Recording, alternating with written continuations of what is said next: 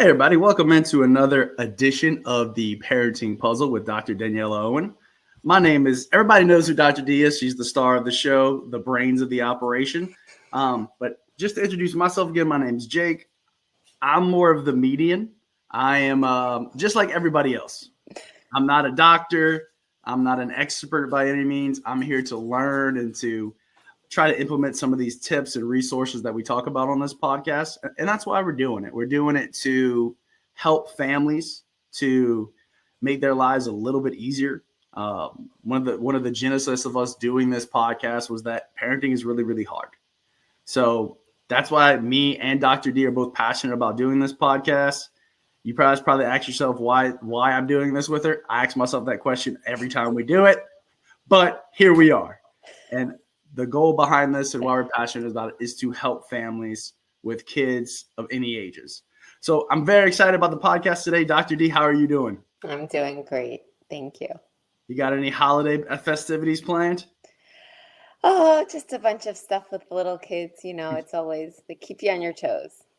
Definitely. So I'm excited today. Today we're going to be talking about some really pressing and things that really make sense for this time. So we wanted to come back and do another podcast around the holidays and things that might be challenges or things that might be some roadblocks for people for having just a really good holiday, either during the holiday or even after.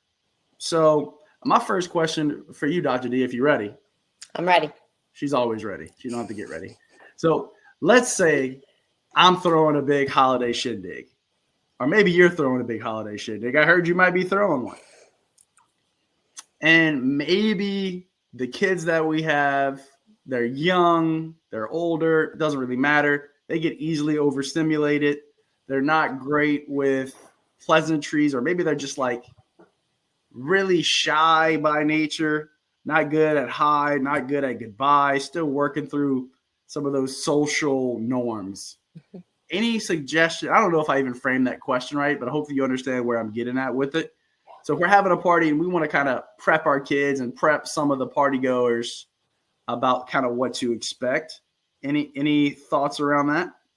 It's such a good and important question because you're right. Some kids are just naturally very social. If their family is hosting, people come in, they're welcoming, they're shaking hands, they're giving hugs, they're just into it. Other kids, that's just not their scene. They're just not comfortable with doing that.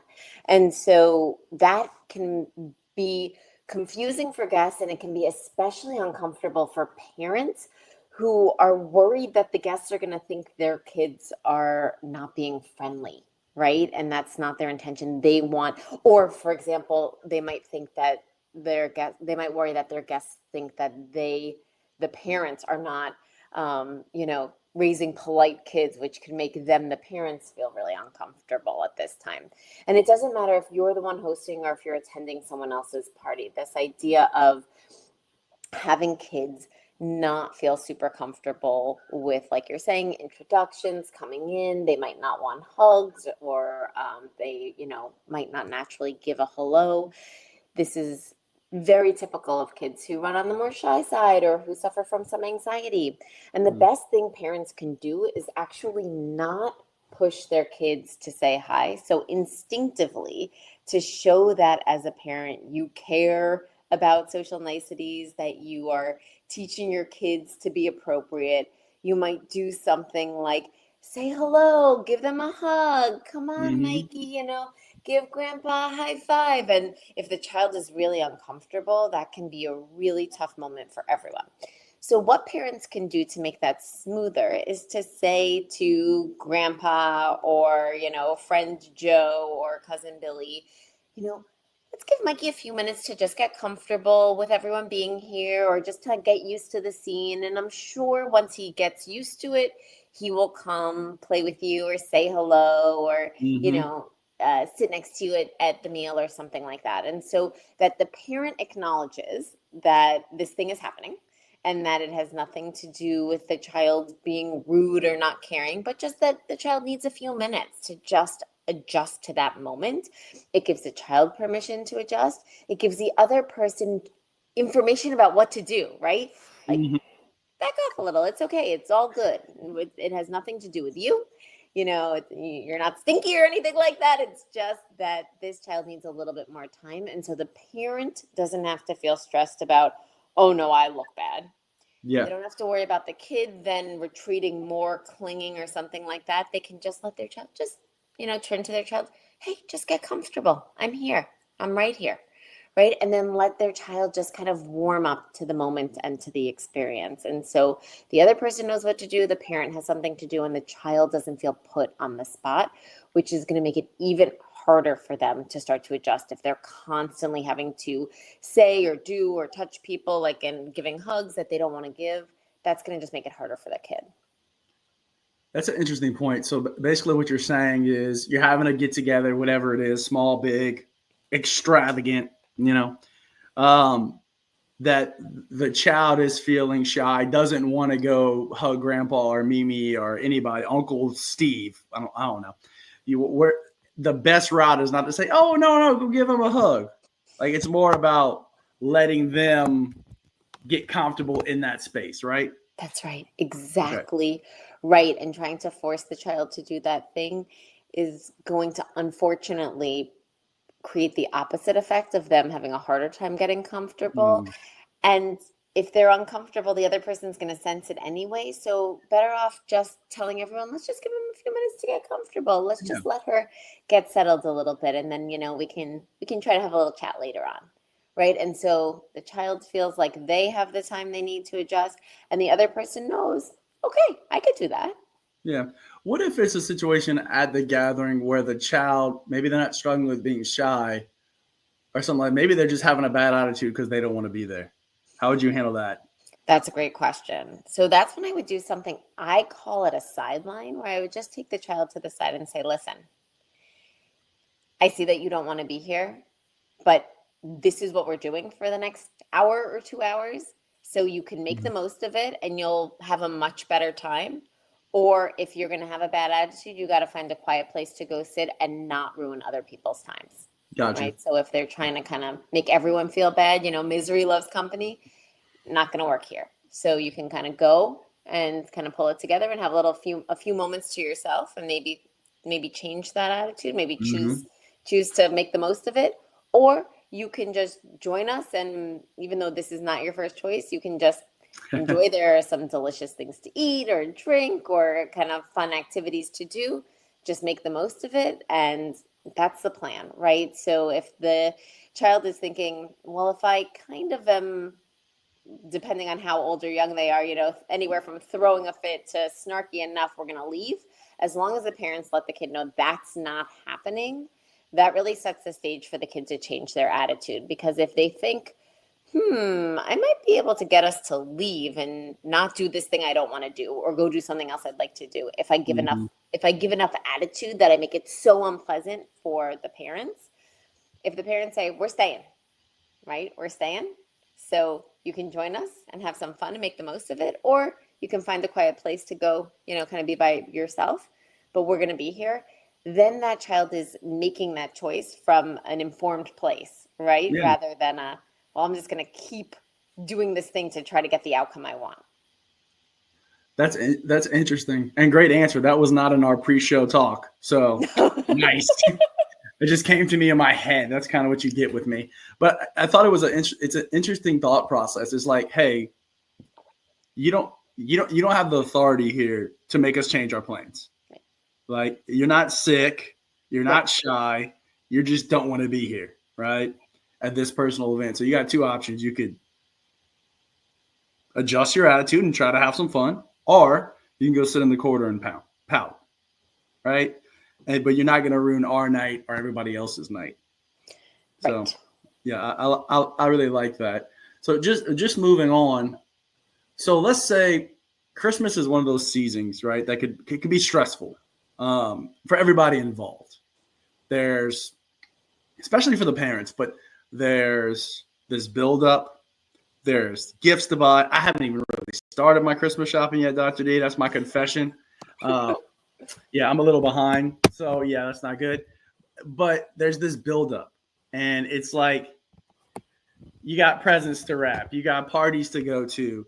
You got presents to buy. You got this and that and X and Y and Z, and it could be a stressful time. And for the kids, there's a lot of anticipation, right? Santa Claus is passing. If your kids still think through that, and they're gonna get this toy they really wanted. It's really, really fun. But then, just as it takes so long for Christmas to get here, it's coming up on Wednesday. It's really gonna come quick. It's gonna be a great day, and then it goes away. Then we get to December 26th, right?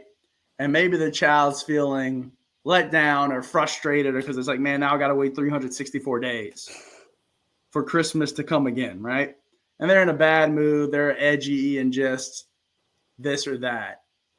So for a kid that's kind of has that Christmas burnout of like, man, I waited so long for Christmas to come, so much anticipation. Now it's gone.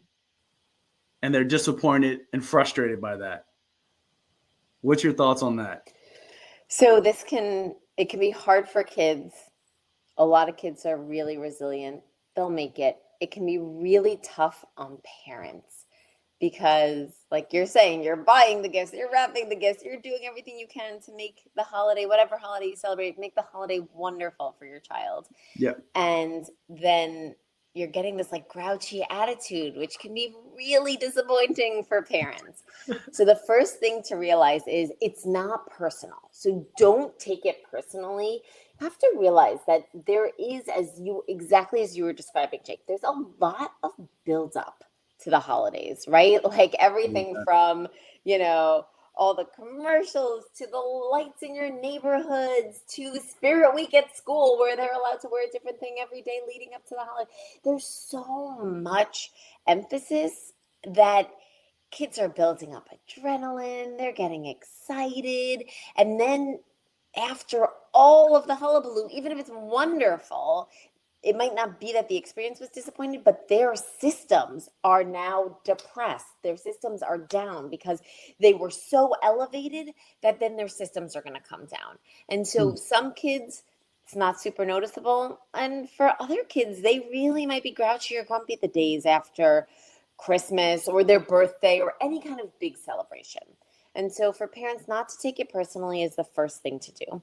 The second thing to do is whenever possible, kind of having a little bit of a build up and a build down. If you think about it, if there was such a high, where's my hand? If there was such a high, and then there's a big crash, the low is going to feel really low, right? The difference is so big. But if you can kind of make it like a gradual climb and a gradual decline, it's going to feel a lot less abrupt. It's not going to be a post-holiday crash the way you might have, like you're saying, December 26th, right? Everything leading up and then it's over. And so this idea of spreading out activities, spreading out celebrations, making some traditions where you kind of lead up and lead down. So it's not just everything was leading up this one big magnificent day and then boom. And parents might be thinking, what the heck? I got you all these cool presents. You should be enjoying your presents, having a great time, playing with your friends on break. That's great in theory, but for some kids, the build up and the letdown is just an emotional shift, right? So it's not dangerous. It's not bad for them. You can just let them ride it out. But if you know your kid tends to be really upset, you can do things like save the cookie bake for after Christmas. As long as you're not like planning to serve them as all the cookies on Christmas, you can do that activity after and have all the friends over and do that. Or you can have some kind of celebration that involves, you decorate, but then maybe some kind of celebration in undecorating, right? Maybe it can be a gradual process instead of one big day. You kind of decorate little by little. So you build up what's going to finally be the decorated space, and then you kind of take it down gradually. So it just doesn't feel so abrupt. That can really, really help with the post-holiday blues, whether, like I said, whether it's Christmas, whether it's a birthday, whether it's some other kind of big holiday in your family. Trying to have it be more gradual up and down is really going to make a difference on their mood. That's interesting. Can I ask another question just because I just thought of it? Of course. Okay. So let's say, hypothetically, I've never done anything like this when I was a kid. Never, ever. So they get a gift from a family member or maybe a parent, and they just don't like the gift. and the kid maybe struggle. Like, how can we teach our kids to have like the attitude of gratitude, even if it's like a pair of socks that they did not want or ask for? How to like it's okay. I guess it's okay to be like, man, this is not quite the gift that I was hoping to get from Mimi and Poppy or from uncle or auntie or dad. But they're like, they get a gift. As adults, we don't really struggle with that as much, right? Yeah, okay, we don't have those expectations. But kids, and I had this when I was younger, right? I got a gift I didn't like, and I would just tell them like, hey, that gift sucked. Which that was probably not the best course, right? That was not a nice 8-year-old sometimes. But like, to teach our kids to just be grateful with what they get, even if it's not exactly what they wanted, to be grateful what they did get. Does that make sense? Absolutely. Well, there are a few different ways to do this. So first, just prepping kids. A lot of kids are pretty good if they know what to expect. It's that unexpected. I was hoping for whatever game, and I open it up, and it's a book that I didn't really want. And it's like, oh, book, or like you're like socks. Who wants Who this, wants a right? book? Yeah. And so just kind of preparing them, whatever you get, whether it's this or this is what we expect. We expect you to look at the person, say thank you for the gift, and just be pleasant about it. Again, if your child runs really anxious and that's going to be really hard for them, then you as the parents can have a plan where you say thank you so much for the gift, and have the child write a thank you note or something that's less pressure later on. So just expressing gratitude is a good thing for kids to do, whether they like it or not, whether it's getting returned or not. The other thing you could do is set a new tradition with your kids where anything they got that they don't want, that you aren't going to, for example, return for whatever reason, you could always donate that gift. And so gathering as a family all the things that you got that you don't want or are not going to use, and donating them to families that can't afford gifts over the holidays or don't get a lot of gifts. You can make donations year round at places like Goodwill, and just having a tradition where you bring all those things and drop them off. Usually when you bring kids to those kind of places and they're making a donation, the people who work there are really appreciative. And so it makes kids feel good. And so just knowing that and explaining this to your kids, if the other people don't, that this is really important, that there are families that really need these things or really appreciate these things. And so thank you so much for passing along the things that you don't need or want. And so that would be a really nice way to help them experience that gratitude and really have that positive feeling of, ooh, I didn't want that, but that felt really good. Most humans feel really good doing kind acts. That's why it's one of the things that's really good for our moods as humans, because we're pro-social creatures. And so when we do something socially positive, we feel good. So giving something to someone in need that you didn't want, you get to feel good. So even though you didn't get the thing that you wanted, you get to feel good passing it along to someone else who can use it or who would want it. So that's what I would suggest giving a try. I really like that. It reminds me of what we talked about a few podcasts ago with like teaching them that other people are not in a situation. Like when we were talking, I think we were talking through Dr. D about like how to, if you're not in a financial situation, to get them the most fancy toy, right? It was important to start to ingrain those values of like, hey, we're not going to be as rich as some people, as poor as other people. Everybody's in a different situation. How can we have like an attitude of service to like our community? And that's a great, I never even thought about that, but that's a great tip. Hey, you don't want the socks? Let's go donate to somebody that could really use these socks because their feet are blue and they're going to fall off. So that's all the questions I had. So I think we're going to do my last segment. I even got a little intro thing for it now. Let me show this real quick, Dr. D. See if you like it.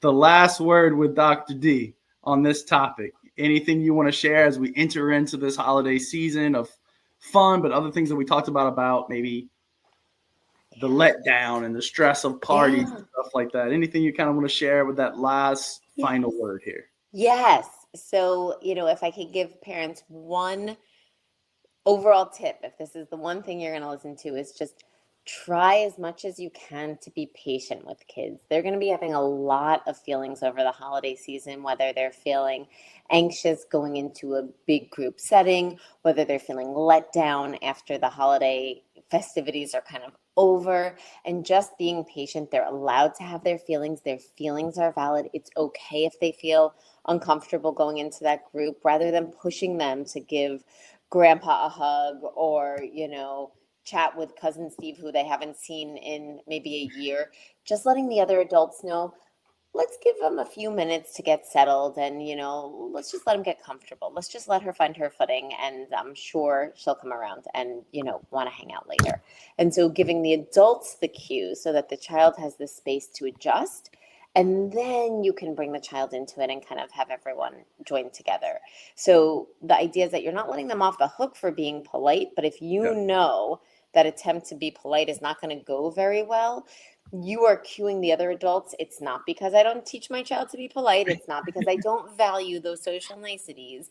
It's just that I know that my child needs a little bit more time, and that's okay. And same thing with the letdown. If your child crashes hard and feels grumpy, it's not you. It's not the wonderful way you celebrated the holiday, whatever that might have been. It's just that it's a lot to go from something big to something not. And so if you can make it a sort of more gentle, gradual decline, do that. If you can't, just recognize they'll be okay. And instead of trying to work so hard, don't you want to play with this toy? Don't you want to play with this toy? Don't you want to do this thing? Look at all these things I got you. Why aren't you happy? Why aren't you more grateful? Like, let them go. They'll adjust, and, give them a few days. Let them play with the stuff on their own. Let them come to it on their own. You don't have to work so hard. Just allow them to have their feelings. It's okay to come down hard after a lot of excitement and all of the excitement chemicals that we have running through our bodies. It's okay. And just being able to kind of be there with them, but don't take it personally. Be patient with them. Be patient with yourself, and you will all have a great holiday season. That is awesome. Dr. D, I'm very grateful that you do this podcast with me. I think, I'm passionate. You're passionate about getting this message out there. And the number one thing you could do to help us out, that was a great transition. The number one thing you could do to help us out is to like the podcast. We're on Apple Podcasts, YouTube, Dr. D's channel, Speedster Squad, Spotify. Like, share, comment. We want to get more people. Our bread and butter platform is going to be bringing regular parents just like me onto this podcast to get advice and tools from the wonderful Dr. Owen. So let's do that. I'm really excited to bring this podcast into the new year. Dr. D, everybody out there, I hope you'll have a great holiday season. Happy New Year. And we'll be having a new podcast coming for you soon that we're really excited about. Thank you, Jake. Happy holidays, everyone. Happy holidays. Thanks for tuning in. We hope you enjoyed today's episode. If you did, please consider subscribing and leaving us a review. It really helps us out and